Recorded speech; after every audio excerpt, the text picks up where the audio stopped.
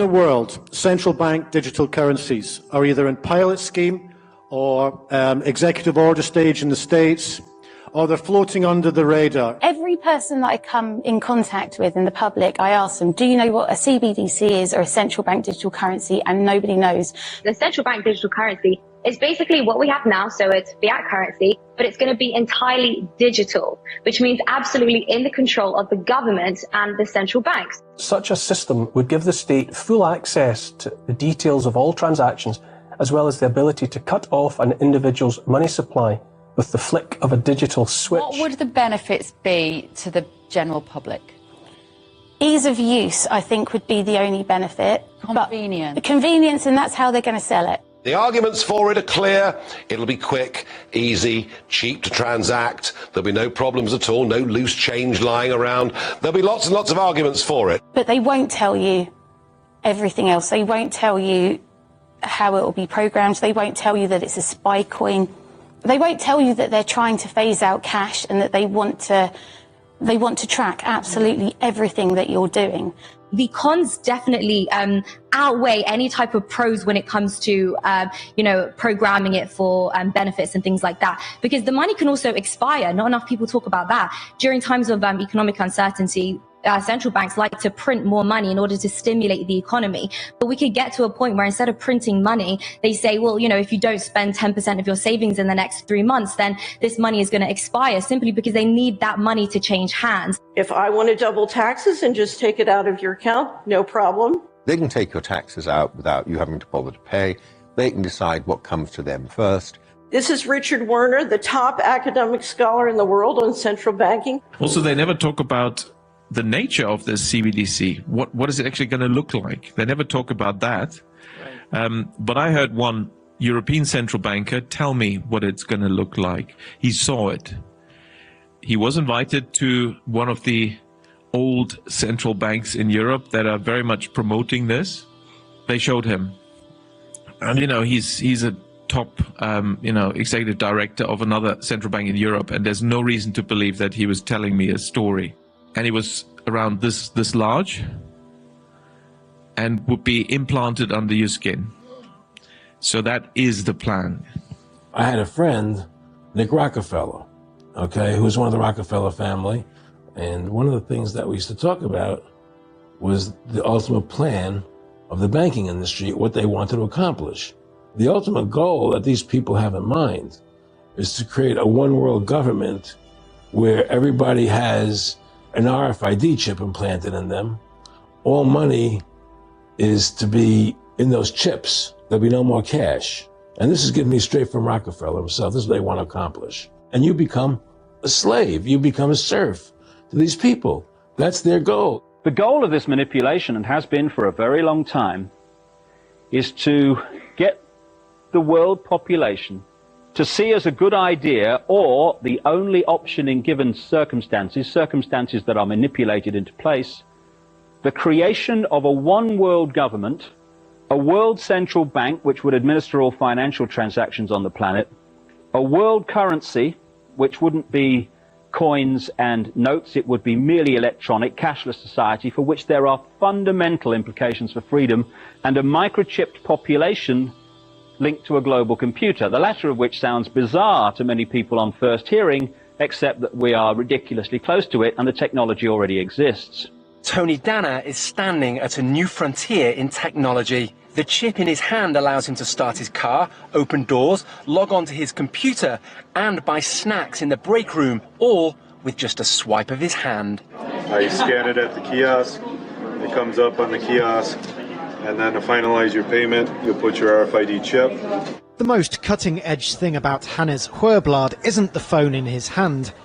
It's the microchip actually in his hand. The tiny implant is steadily becoming a part of normal life in Sweden. Thousands already have microchip implants that they use in their daily lives, waving their hand to gain entrance to the gym, confirm their ID or make payments. What they're trying to do is take the financial system all digital. And we're trying to prevent that from happening because, and I don't care whether it's a central bank digital currency or your Visa card, Once you have 100% digital, then you can have central digital control. Using cash is one of the things we can do to make sure the hurdle will be higher for the central planners to introduce the CBDC. Use cash every day if you can. If you can persuade 10 members of your friends and family to do the same, and then persuade 10 members of their family or friends, and we spread this virally, there would be a revolution. We have the power individually to shift the entire state of affairs. All around the world, central bank digital. Shalom, shalom, shalom, shalom. As always, I want to give you the praises and the glory to Yahweh, Ba'asham, Yahweh Shai, Ba'asham, Rakah, Kadash. Double honors to the apostles, the elders of Great Millstone, our teachers, and shalom, shalom to my fellow Hebrew Israelite brothers and sisters out there. So we're going to do a quick one today. I'm going to start off with a quick one. As you know, today is the Sabbath. All praises to Yahweh Ba'asham, Yahweh Shai. Beautiful. So, all roads lead to the chip. No matter how you slice it, dice it, multiply it, trick it, prick it, all roads lead to the chip. The MOTB, the mark. We're going to keep on pushing this. The more news we get out about this, we're going to keep on pushing it and pushing it and pushing it until all Israel, or not all Israel, the elect get it. The elect of the children of Israel, they get it and they understand it. That's why they refer to as the elect. The Most High's elect, because the Most High is going to make sure his elect understand what the microchip is, what the mark of the beast is, what the word mark means, and the times that we are living in. As I said, all roads lead to the chip. No matter how you slice it, dice it, multiply it, all roads lead to the chip. So the Most High would make sure his elect get it. And that's just the end result. So we're just going to keep on pushing out this truth about what it is, as clear as day. There's nothing that can change our minds from what we are seeing and developing in the world when it comes to the microchip. All right, and the mark of the beast. So without further ado, let's bring out some. We're going to bring out a couple precepts, and then we're going to shut this down. All right. Let me just bring up the screen here.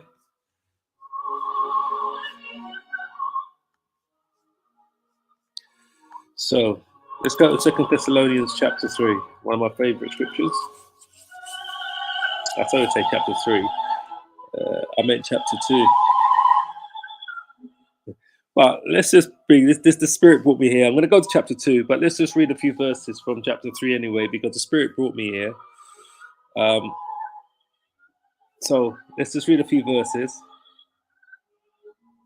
But exactly what I was just kind of speaking on. The Most High knows his elect. Right? It says, finally, brethren, pray for us that the word of the Lord may have free course and be glorified, even as it was with you, and that we may be delivered from unreasonable and wicked men. For all men have not faith. But the Lord is faithful, who shall establish you and keep you from evil. What is that evil? The microchip. He's going to establish your minds so you can see it and keep you from that evil, which is the microchip, the mark of the beast. And we have confidence in the Lord touching you, that ye both do and will do the things which we command you. And the Lord directs your hearts, which is your mind, into the love of the Most High, into the patience, and into the patience waiting for Yahweh Shai. Now we command you, brethren, that in the name of the Lord Yahweh Shai Mashiach, that ye withdraw yourselves from every brother that walketh disorderly, and not after the traditions which he received of us. So we do withdraw ourselves from those brothers that are teaching that the mark of the beast is a sin or hegemony or some other made up idea of what it could be, when we know as clear as be what it is. So I really wanted to go to 2 Thessalonians chapter 2. Man of lawlessness. Who's the man of lawlessness? Esau, the Edomites, the so-called white man. He's getting prepared. He's getting prepared to create as much lawlessness in the world so that the microchip can implant itself in the middle of this lawlessness, in the middle of this chaos, to give you order. So when you receive it, it's an implant, right? Well, that's exactly what Esau's going to do. He's going to implant the microchip, the mark of the beast, in the middle of this lawlessness, which he's preparing to create around the whole world. Because that's the only way it's going to come to fruition. It's through lawlessness and chaos, and disorder, so that he can implant it in the middle of that and come as, this is the only way we can save the system. This is why everything is going digital. We say this before and we say it again. So let's just read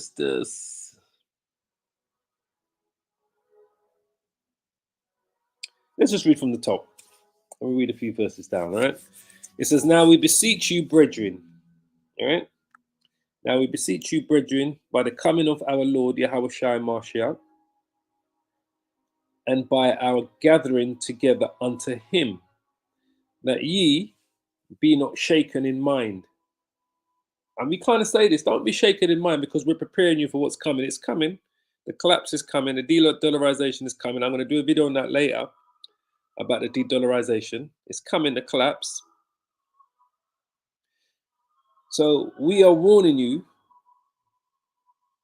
so you're not shaken when this happens, or be troubled, neither by spirit, nor by word, nor by letter as from us, as that day of Yahushua is at hand.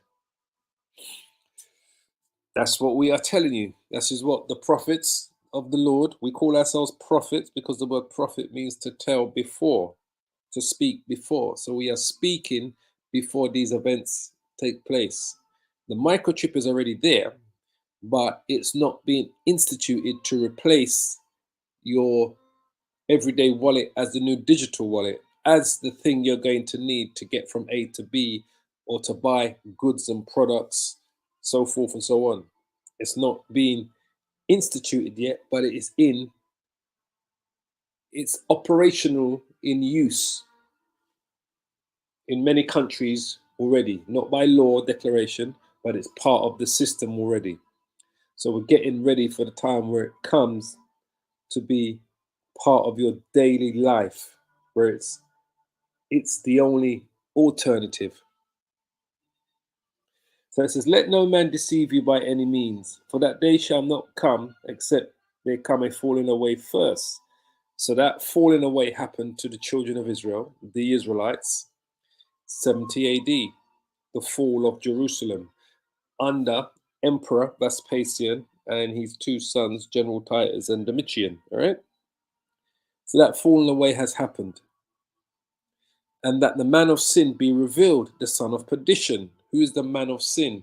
Esau, Edom, the Edomites.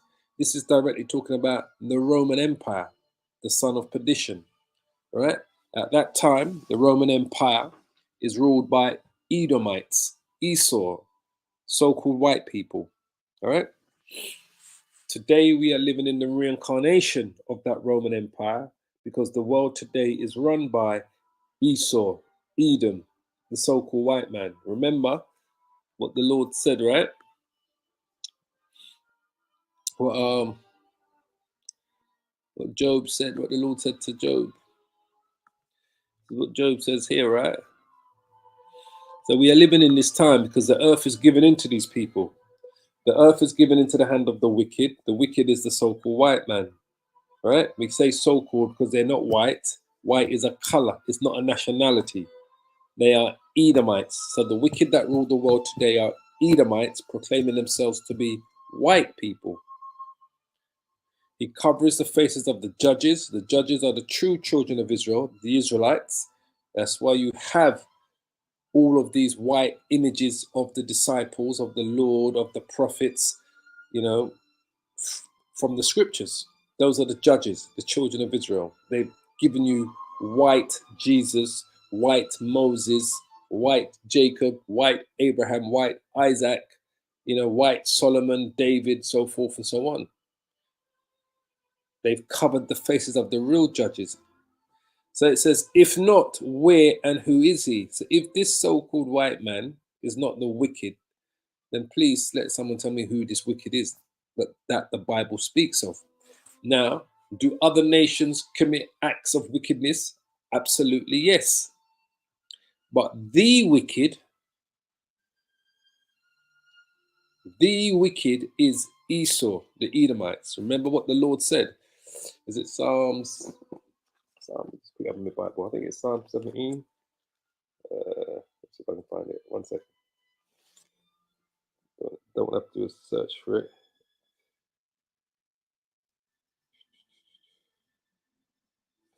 Yeah, Psalm 17. I was on the money. I always say when I open my Bible, I know where everything is when I just open it up. And it's good. It's good for your memory. I know it's easier for you to just type the words in to do a search, but I always say it's good. It's like training the brain, to try to know where these scriptures are. So let's go from it. Psalm 17 and 13, it says, arise, O Lord. The word Lord there should be Yahweh. Disappoint him. Who is him? It's the wicked. Who is the wicked? The Edomites. Who are the Edomites? People that refer to themselves as Caucasian, white, European. Disappoint him. Cast him down. The Lord is getting ready to cast him down. Deliver my soul, right? From who? From the wicked, which is thy sword. Deliver my soul from the wicked, which is thy sword. So the wicked is Esau. The sword, the modern day sword, is the gun, which is what they use to rule the world. All right. So whether you're looking at the Russians in the East or these Europeans, these so-called white people in the West, in America, Europe, Australia, Canada, these are all Edomites. These are the wicked. This is the Most High sword.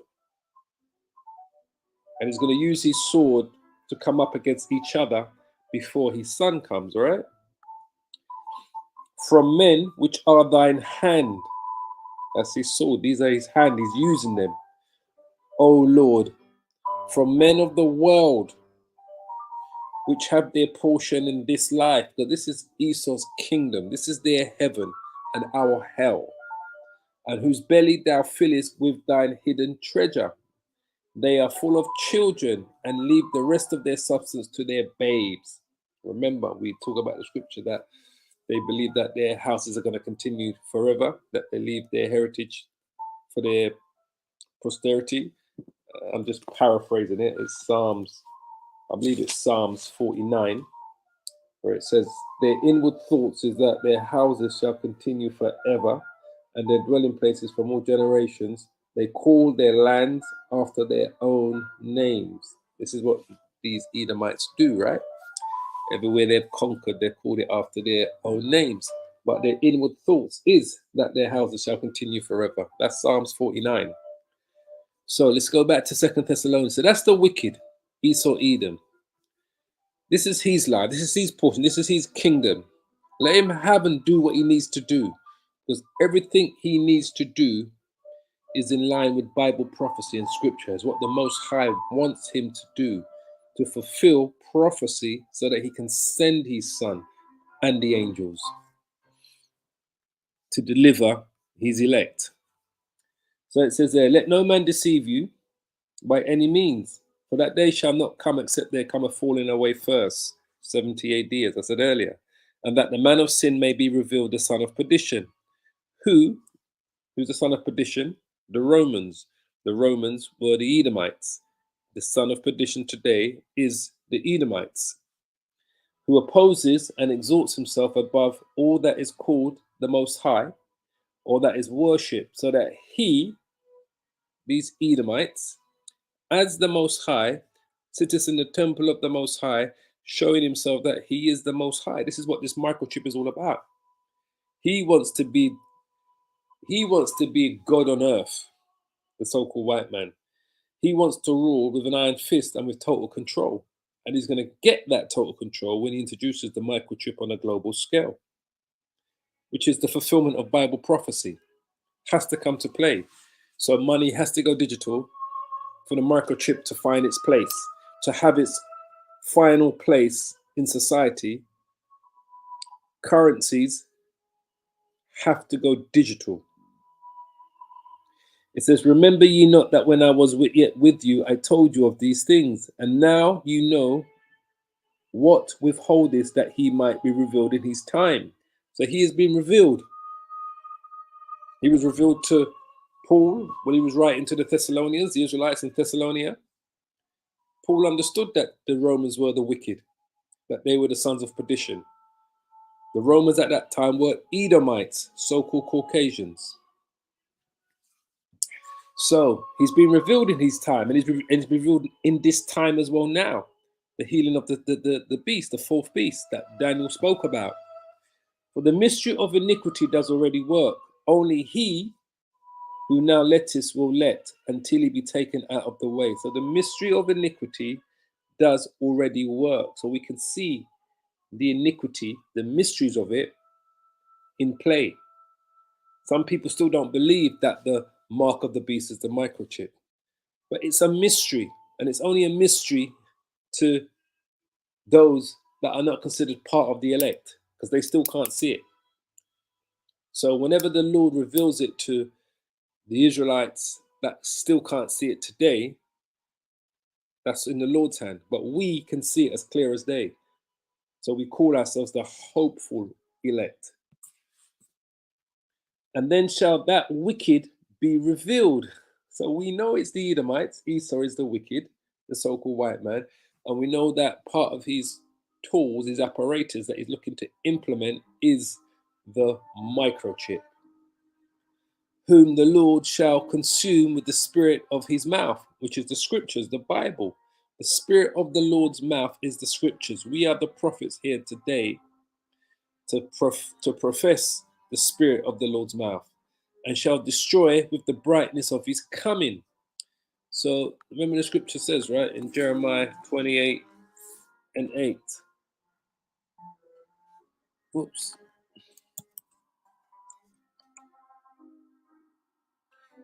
It says, the prophets that have been before me and before thee of old prophesied both against many countries and against great kingdoms of war and of evil and of pestilence.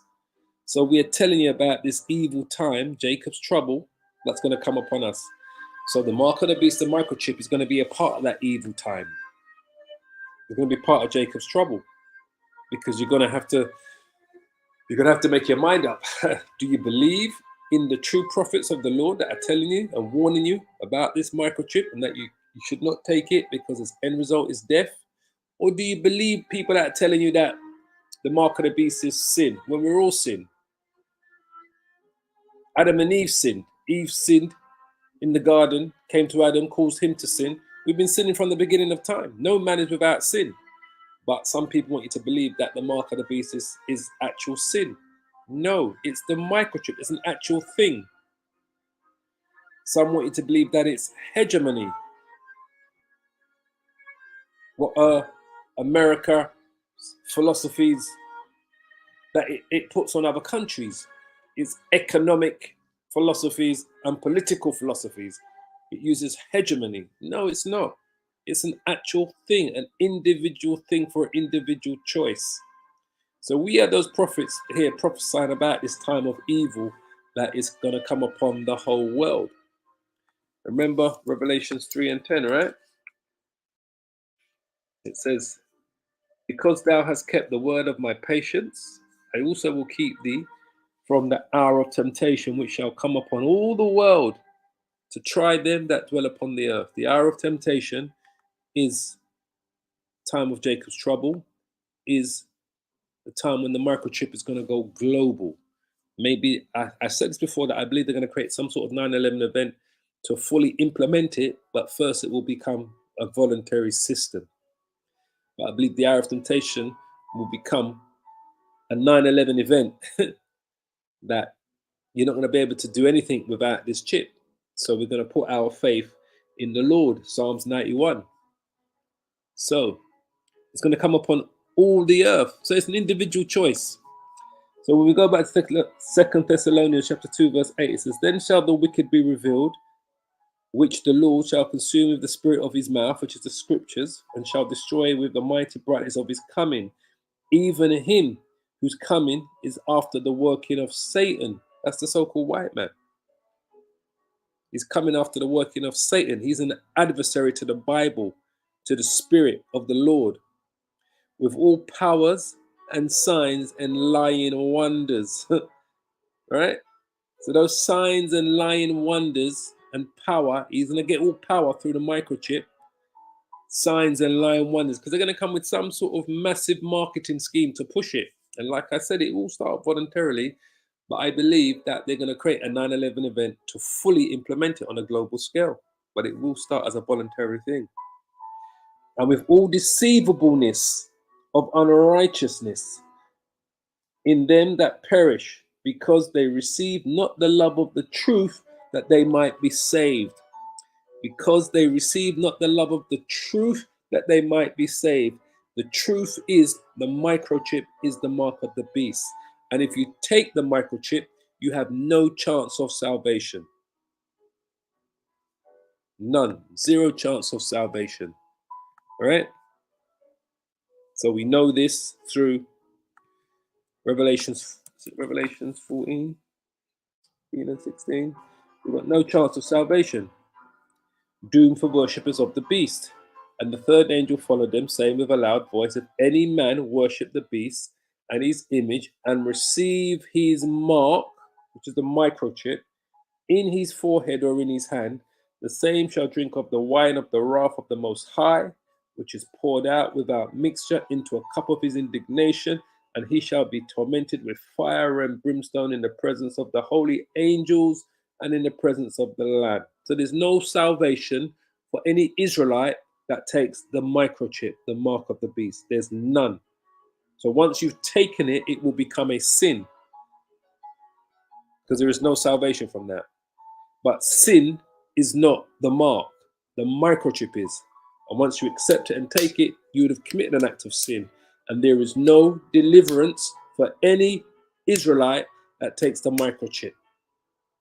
The other nations can't be delivered, but those of the other nations that take the microchip will be destroyed. But there's no deliverance for any Israelite that takes the microchip. So it says here, and with all deceivableness of unrighteousness in them that perish, because they receive not the love of the truth. And that's what we're giving you, the love of the truth, that they might be saved, to give you a chance of salvation. And for this cause the Most High shall send them strong delusions, that they should believe a lie. So that strong delusion that's been sent to you is to make you believe. Part of that strong delusion is people telling you that the so-called white man is not Esau, that he's Japhet. That's a strong delusion. That's another mad concept. Another strong delusion is to making you believe that the mark of the beast is sin. These are absolutely crazy concepts. But the Most High said he's going to send you a strong delusion, Israel, that you should believe a lie. So that lie that some Israelite camps are preaching, that the Lord has sent them a strong delusion to preach, is to tell you that the mark of the beast is sin or hegemony. When the truth is, it's the microchip. The strong delusion that the Lord has sent to some Israelites out there is to make you believe that the so-called white man is Japhet, when he's actually Esau, the wicked that the Bible speaks of. It says that they all might be damned who believe not the truth. That they all might be damned that believe not the truth, but had pleasure in unrighteousness. You understand? So what's that damnation that they're going to get? 14 and 10. The same shall drink of the wine of the wrath of the Most High, which is poured out without mixture into the cup of his indignation, and he shall be tormented with fire and brimstone in the presence of the holy angels and in the presence of the Lamb. For all those that accept the microchip, the mark. That's what that's going to be. They might all be damned who believe not the truth, but had pleasure in unrighteousness. So I'm going to leave it there. I just really want to bring that up. Pray you were edified by today's edification, as you can see. All money is to be in those chips. There'll be no more cash. And this is getting me straight from Rockefeller himself. This is what they want to accomplish. And you become a slave. You become a serf to these people. That's their goal. The goal of this manipulation, and has been for a very long time, is to get the world population to see as a good idea, or the only option in given circumstances that are manipulated into place, the creation of a one world government, a world central bank which would administer all financial transactions on the planet, a world currency which wouldn't be coins and notes, it would be merely electronic, cashless society for which there are fundamental implications for freedom, and a microchipped population linked to a global computer, the latter of which sounds bizarre to many people on first hearing, except that we are ridiculously close to it and the technology already exists. There you go. Already exists, as he said there. So anyway, I just really wanted to give you on that bit there. I want to give all the praises and the glory to Yahweh, Ba'asham, Yahushua, Ba'asham, Rakah, Kodash. Double honors to the apostles, the elders of Great Millstone, our teachers. Shalom to my fellow Hebrew Israelite brothers out there that are plowing the fields, preaching in the name of Yahweh, Ba'asham, Yahushua, the highways and the hedges. Yahweh is the Most High's name. Yahushua is the Son. Shalom, shalom, shalom to the hopeful elect house of Israel. All praises and glory. Shalom.